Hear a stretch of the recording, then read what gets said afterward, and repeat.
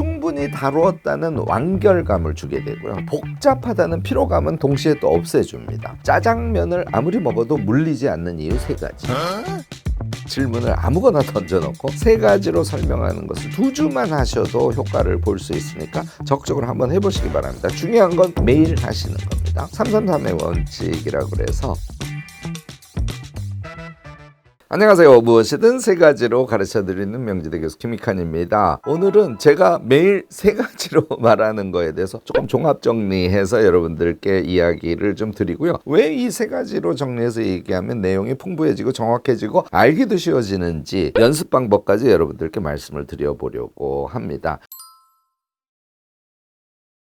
3가지라는 이게 이제 구조, 프레임이에요. 얘를 먼저 제시하지 않습니까? 그러면 사고와 기억이 그 3가지라는 틀에 맞춰져서 자동으로 정렬되고 자동으로 회상되고 자동으로 생성되기도 하는 그런 현상 때문에 3가지가 유용한 겁니다. 이거요, 심리학이나 뇌과학 그리고 수사학 등의 측면에서 이런 현상을 여러분들이 이해를 해두시면 3가지로 말하는 것을 여러분들도 몸에 익히셔서 무엇이든 선명하게 자신의 뜻을 펼칠 수 있는 능력이 몸에 자동으로 붙을 겁니다.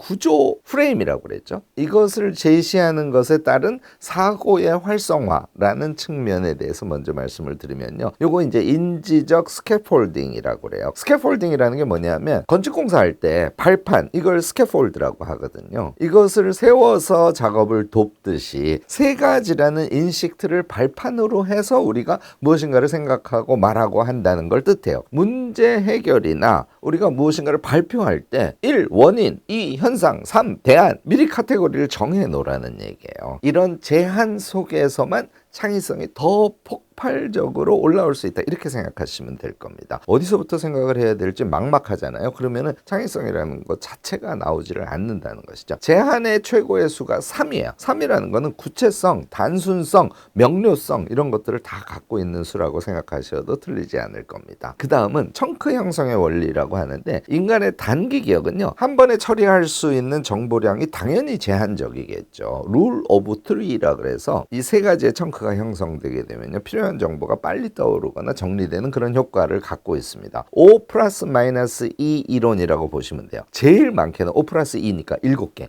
제일 적게는 3개, 적은 3개가 최적이다, 이렇게 생각하시면 될 겁니다. 수사학에서도 이 3가지를 고대에서부터 엄청 강조해 왔어요. 이거 역시 이제 룰 오브 트리죠. 고전 수사학의 3원구조 여러분들 엄청 많이 들어보시지 않았습니까? 고대 그리스 로마 시절부터 말이나 글을 3부분으로 나눠서 했던 거예요. 대표적인 건 뭐죠? 서론, 본론, 결론. 아리스토텔레스가 인간을 표현할 때 에토스, 파토스, 로고스 이렇게 3가지로 딱 표현을 하지 않습니까? 이런 게 다 수사학적인 기반에서 나온 결과들이라고 보시면 됩니다. 이렇게 하면요, 충분히 다루었다는 완결감을 주게 되고요. 또 복잡하다는 피로감은 동시에 또 없애줍니다. 무엇인가 논리적으로 얘기할 때도 어떻게 한다고요? 3단 논법, 3-step argument라고 해요. 연역법의 가장 기본이 되는 꼴을 대전제, 소전제, 결론 이렇게 나눕니다. 이게 이제 다 수사학에서 나온 이야기죠.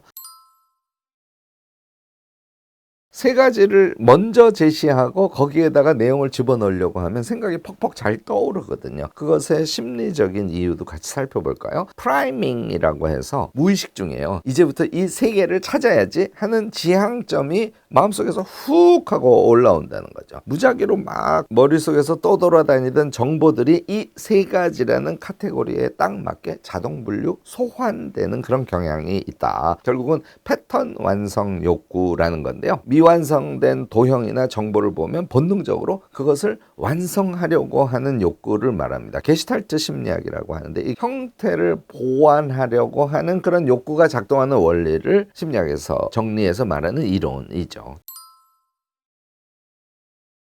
3가지로 얘기한다는 것은 근거가 확실히 있는 거예요. 제가 그냥 3가지로 항상 얘기하는 것이 아니라 말하기에서의 연습을 얘기해 보자고요. 제가 예전에 유튜브에서 한번 말씀드린 적이 있는데, 우리 작은 아이가 바로 그 경험을 해서 엄청 좋아했어요. 이제 대학 다닐 때인데 지금 다 졸업하고 성인이 됐습니다만 교환학생을 가고 싶어 할 때가 있었습니다. 그런데 이 교환학생 가는 것도 다 경쟁이거든요. 그래서 면접시험을 봐야 되는데 면접시험을 잘 보고 싶어요. 그래서 제가 그냥 지나가는 말로 매일 밤에 아무거나 아무거나 2개만 질문을 던져보고 그거에 대해서 3가지로 생각을 하는데요 하고 첫 번째는 뭐, 두 번째 뭐, 세 번째는 뭐 이렇게 얘기하는 걸 그냥 아무렇게나 해봐. 꽤 도움이 될 걸 하고 2주 전에 제가 이야기를 했습니다. 정말 교환학생으로 가고 싶었든지 매일 그것을 소리내서 연습을 하더라고요. 내가 미국으로 교환학생을 가고 싶은 이유, 또는 내가 교환학생을 반년이 아니라 1년을 꼭 가고 싶은 이유, 뭐 이런 이야기부터 시작을 해서 그 다음에는 아무거나 하더라고요. 짜장면을 아무리 먹어도 물리지 않는 이유 3가지, 내가 요번 주에 제주도로 꼭 놀러를 가고 싶은 이유 3가지, 이렇게 질문을 아무거나 던져놓고 그거에 대해서 그냥 순간적인 생각으로 3가지로 설명하는 것을 2주 정도 연습을 하고 갔는데요. 교환학생 면접 시험 끝나고 저한테 와서 저녁을 샀습니다. 너무너무 고맙다고.